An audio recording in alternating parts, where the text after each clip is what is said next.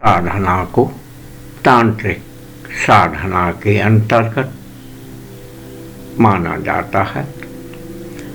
ऐसा बतलाया जाता है कि वीर 52 प्रकार के होते हैं और अपने अलग अलग कार्यों में दक्ष होते हैं। जैसा कि हम कह चुके हैं, वीर साधना को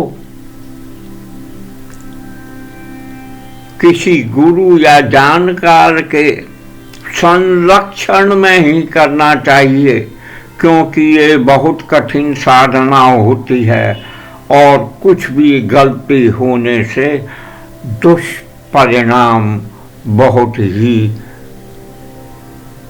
होने की संभावना ज़्यादा होती है। वीर मूल रूप से भैरवी के अनुयायी बतलाए जाते हैं।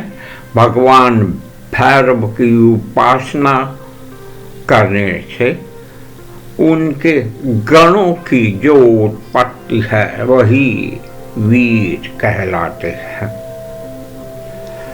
देवी महाकाली के दूत भी कुछ लोगों ने इन्हें बतलाया है। वीर साधना करने से पूर्व हमें जान लेना चाहिए कि पूजन एवं मंत्र तंत्र साधना में किस प्रकार की विधियां होती हैं और क्या क्या हमें आचरण करने होते हैं। यह मेरे कहने का विषय तो नहीं है, परंतु आप सब लोगों को ये सब पहले से ही विदित तो होगा ही। वीर को बुलाना बहुत दमखम और साहस पुरुषार्थ चाहिए। इनकी शक्तियां असाधारण होती हैं। कहते हैं कि गोरखनाथ जी और हमारे अन्य कई गुरु वीर शक्तियों के कारण ही अपनी आत्मरक्षा करते थे। भगवान हनुमान जी 52 वीरों को सिद्ध किए हुए थे। कृष्ण जी ने भी ऐसा बतलाया गया है कई जगह कि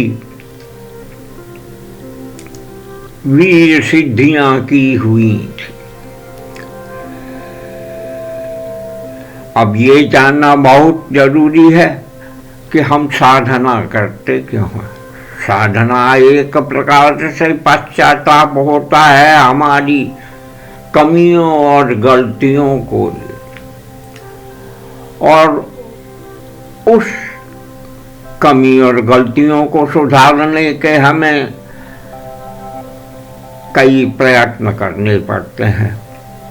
ये तो सर्वविदित है कि अगर आप साधना ना करेंगे तो भी कई तरह की परेशानियां झेलनी पड़ेंगी, और अगर आप साधना करते हैं तो भी कई प्रकार के कष्ट आपको झेलने पड़ सकते हैं।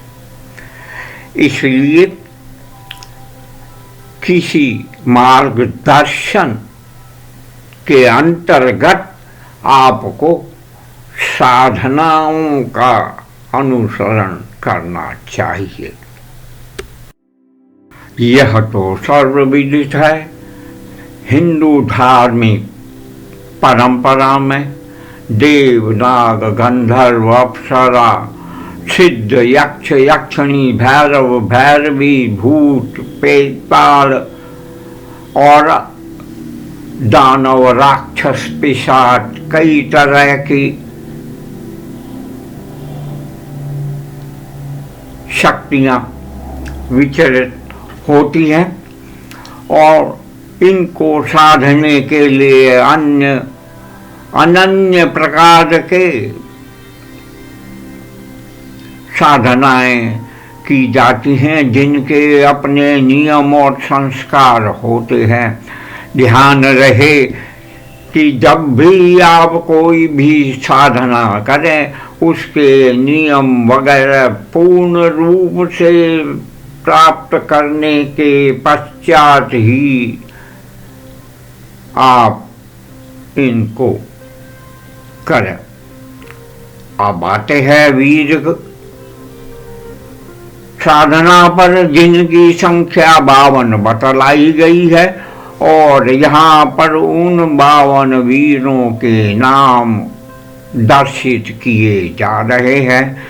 एक बात हमें जाननी उचित रहेगी कि हर वीर एक प्रकार के कार्य में ही दक्ष होता है, अनन्य प्रकार के कार्य वीर नहीं करता है। हम उस वीर से वही कार्य करा सकते हैं जिसमें कि वो दक्ष है, जिसके लिए उसका उत्पत्तिकरण हुआ है। इसलिए इन 52 वीरों की हमें अपने जरूरत अनुसार ही साधना करनी होती है। अब क्योंकि ये 52 वीर विभिन्न विभिन्न प्रकार के हैं और इनकी शक्तियां भी अलग अलग हैं, हर वीर की प्रकृति के अनुसार उसकी साधना की जाती है।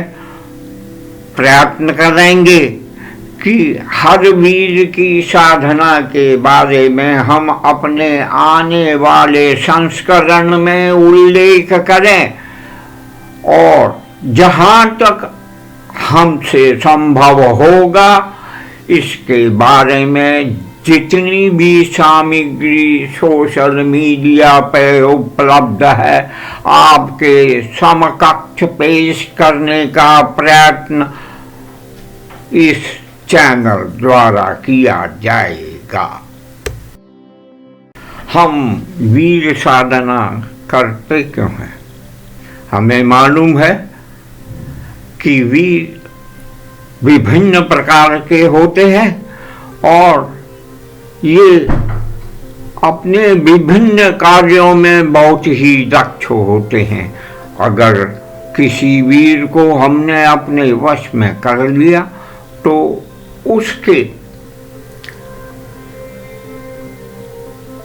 पराक्रम हेतु हम उस प्रकार के कार्यों को सुगमता से कर सकते हैं। जैसा कि कई जगह बतलाया गया है कि विक्रमादित्य भी एक वीर को साध कर रहे और उन्होंने काफी इसके कारण प्राप्तियां की थी। जैसे कि हम पहले भी उल्लेख कर चुके हैं कि शंकराचार्य जी ने वीरों का सिद्धिकरण किया था, जिससे शंकराचार्य जी पूरे भारतवर्ष में बौद्ध धर्म को हटाने में संलग्न हुए थे और मार्गदर्शन में कभी कभी जब कई जगहों से गुजरना पड़ता था उन्हें, तो हिंसक पशुओं व अन्य प्रकार के शैतानी कार्यों से बचने के लिए वीरों की सहायता वह उपयोग में लाते थे। गुरु गोरखनाथ जी तो वीर सिद्धियों के गुरु हैं और उन्होंने इतने प्रकार के सिद्धिकरण के हमें रास्ते बतलाए हैं और स्वयं अपने ऊपर विभिन्न प्रकार के हमलों से बचने के लिए वे हमेशा ही तत्पर रहते थे और इन सिद्धियों का वो अनुसरण करते थे। अब आते हैं हम वीर सिद्धि के नियमों के ऊपर। ये नियम आपके समकक्ष स्क्रीन पर दर्शित किए जा रहे हैं। आप अपनी पूर्ण शक्ति द्वारा और अन्य स्रोतों से भी नियमों का पालन करें, प्राप्त करें। गुरु की संरक्षणता में ही वीर सिद्धि के लिए जितना भी आप प्रयत्न करेंगे, आपकी सफलता में वह 4 चांद लगाएगा। एक गुटिका को स्थापित करने की बात कई जगह की गई है और इस गुटिका को वीर प्रत्यक्ष सिद्धि गुटिका का नामकरण भी दिया गया है। वीर आपको अविश्वसनीय, अद्वितीय सिद्धियां कार्य साधना हेतु देते हैं। वीरों को प्रत्यक्ष करने के लिए मंत्र है जो बतलाया गया है, वो है ओम ह्रीं रोम वीराय प्रत्यक्षम भव। रोम ह्रीं फट्। आवश्यक सामग्री आप एकत्रित करने के पश्चात ही वीर साधना में संलग्न होएं और नियमानुसार ही वीर साधना को संपन्न करें। महावीर हनुमान जी भी एक प्रकार से भैरव के स्वरूप भगवान शिव के अवतार बतलाए गए हैं और इनका एक मंत्र यहाँ पर प्रस्तुत है। इस मंत्र द्वारा हम बतलाए हुए कार्यों को संपूर्ण कर सकते हैं। सोह चक्र की बावड़ी, डाल मोतियन का हार, पदम नियानी करी, लंका करे निहार। लंका सी कोट समुद्र सी खाई, चले चौकी हनुमंत वीर की दुहाई। कौन कौन वीर चले मर्दाना, वीर चले सवा हाथ जमी को सोखत करना। जल का सोखत करना, पय का सोखत करना, पवन का सोखत करना, लाग को सोखत करना, चूड़ी को सोखत करना, पलना को भूत को पलट को अपने बैरी को सोखत करना। मेवात उपत बहकी चंद्र कले नहीं चलती, पवन मदन सूतल करे माता का दूध हराम करे।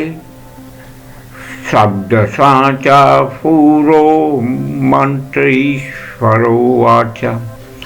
इस मंत्र को सिद्ध करने हेतु यहाँ पर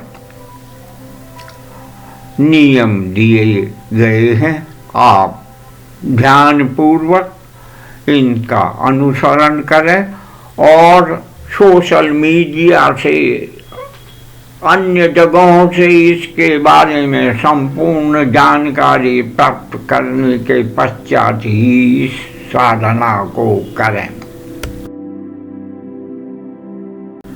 कई जगह वीर कंगन के प्रयोग का विवरण आपको सोशल मीडिया पर मिलेगा। वीर कंगन 3 प्रकार के बतलाए गए हैं और इन 3 प्रकार के कंगनों से तरह तरह के कार्यों को संभव करने में सहायता मिलती है। ये कंगन बनाने की विधि और इससे प्राप्ति हेतु हमें क्या क्या करना होता है, ये कंगन की बनावट में क्या क्या चीजें इस्तेमाल करनी होती है, कब हमें वीर कंगन का इस्तेमाल करके क्या करना होता है, यहाँ पर विस्तृत किया गया है। वीर कंगन साधना के लिए सर्वांग शुद्धि आवश्यक होती है। ओम ह्रीं अमृते अमृतोद्भवे अमृतवर्षिण अमृतं श्रावय श्रावय शं शं क्लीं क्लीं ब्लूं ब्लूं ड्रां ड्रां द्रीं द्रीं द्रावय द्रावय ठक ठक ह्रीं स्वाहा। अब आते हैं कला या वीर कंगन मंत्र पर। ओम गुरु जी काली जी कामन गारी लंबी जटा, शैल बजर खोपड़ी मेरे पिया हो तुझ परवारी मूस की नारी। भुजा पर पहरा लोहे का कड़ा भुजा में, सोने का कड़ा भुजा में, पीतल का कड़ा भुजा में, तांबा का कड़ा भुजा में, वीर कंगन का कड़ा भुजा में, गैंडे का कड़ा भुजा में, भैरव कड़ा भुजा में, हाथी दांत का कड़ा भुजा में, उस कड़े में 52 वीर, बैठा पीर बैठा हनुमान, बैठा महाकाल और महाकाली देवी बैठी। जो इस कड़े में हानि दानत करे वो खटिया में पड़कर सुख सुख के मरे। दुहाई अलख निरंजन की दुहाई महाकाल देवता की, मेरी भक्ति गुरु की शक्ति, फूरो मंत्र ईश्वरो वाचा। इस कड़े को नियमानुसार सिद्ध करने के पश्चात बताए हुए तरीके से धारण करें तो आपकी सर्व प्रकार से रक्षा होगी। यह कला बहुत ही प्रभावशाली बतलाया गया है।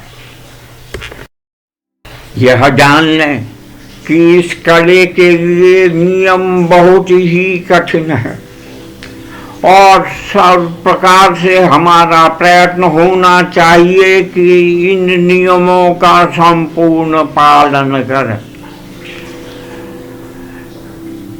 ये कला अष्ट धातु का बनता है, क्योंकि आप